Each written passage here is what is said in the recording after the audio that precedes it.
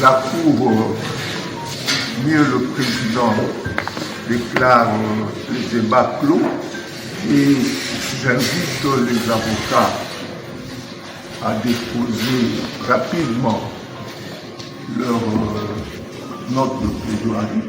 C'est sur ce mot du premier président de la haute cour militaire, le lieutenant général magistrat Joseph Mutombo Katala Etiende, que cette haute juridiction a pris en délibéré mardi 19 mai 2026 l'affaire mettant en cause l'auditeur général, ministère public, contre le prévenu lieutenant général Filemon Yav Irung, ancien commandant de la 3e zone de défense, accusé de trahison, en entretenant les intelligences avec le Rwanda pour déstabiliser les pays de Félix-Antoine Tshisekedi Tshilombo, selon le ministère public. Bien avant, cette cour a reçu la réplique de l'organe accusateur et la contre-réplique de la défense. Le ministère public a réitéré sa demande de peine de la prison à vie requise contre les prévenus Yav. Malgré les moyens développés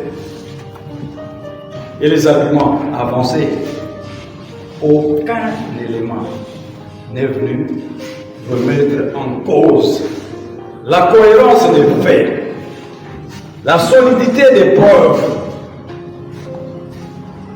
produites par l'officier du service public et ni la pertinence de notre démonstration.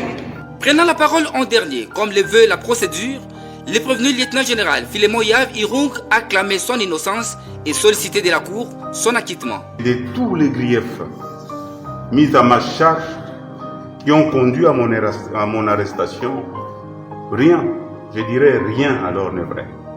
Il s'agissait tout simplement d'une cabale dont j'étais victime, orchestrée par certains officiers qui ont défilé devant votre auguste cour sans être en mesure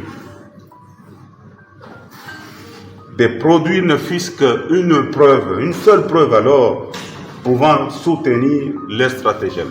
Les débats étant déclarés clos, il ne reste que la sentence de cette haute juridiction militaire. Ce jugement définitif sera prononcé dans le délai fixé par la loi, a dit le premier président. Déjà, le prévenu Filemon Yav Irung a eu à passer près de 4 ans en prison depuis son arrestation. Merci à tous de nous avoir suivis. Aimez et abonnez-vous massivement à notre chaîne YouTube Tribeca Media. Au revoir et à la prochaine.